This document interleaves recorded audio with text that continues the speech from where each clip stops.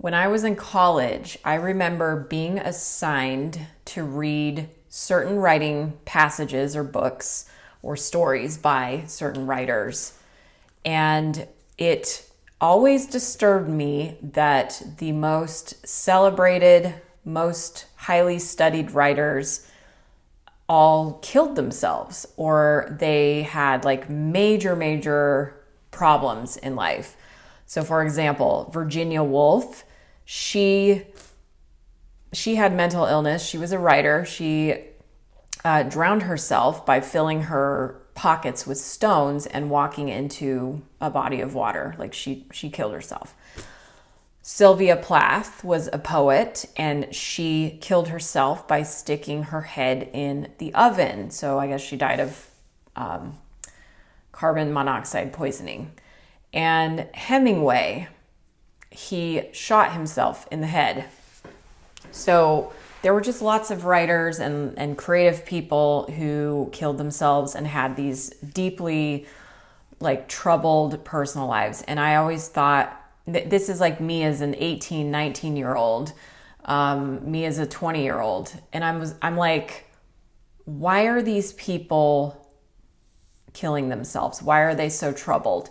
And it almost got ingrained into our way of thinking that it's romantic to suffer internally, drink, and have these problems that you can't solve.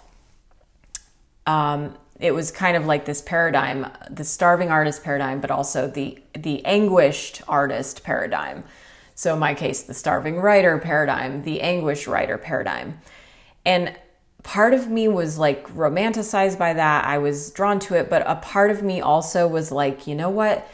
This is bullshit. Like, I didn't want to study Hemingway because I knew in the back of my mind that he shot himself. And I'm like, that invalidates a lot of what he did. And I just couldn't let that thought go. But I did study Hemingway anyway.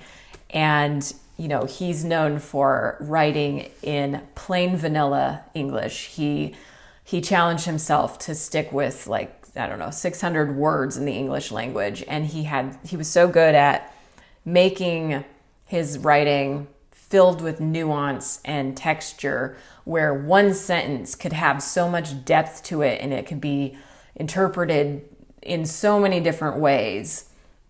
That was the benefit of studying his work. And I studied his work, and I honestly hated the guy, but I studied his work. It must have sunk in because, some of it worked. And you get certain things from these different writers, but one of the things that I was always like, this writer is emanating a certain energy to me. And I didn't like reading Sylvia Plath. I didn't like reading Virginia Woolf because I felt like it was emanating something dark, and I wasn't open to that.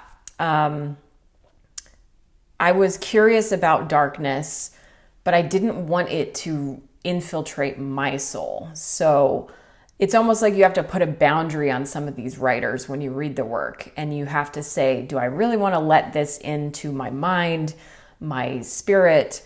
Because that dark stuff can have an effect on you. On the flip side, if you're building up your character to be stronger than the dark stuff, then that's great. And I feel like these writers from the past, these classic writers, didn't do that. I don't know what their history was and what their personal lives were. I was never into biographical stuff at all. I really didn't even care about these writers because none of them resonated with me on a personal level. And so thinking about that today, it's what are you doing to put yourself in an optimal mental state? I just released a video about putting yourself in a hunger state so you could feel that clarity. What are you doing to make yourself into a high level of, consciousness to where you're actually solving the problems in your life? You're actually withholding from the things that drive you crazy. And you're doing something to put yourself in a good energy state. That's what I think is important. That plus being a good writer, that's going to change some lives.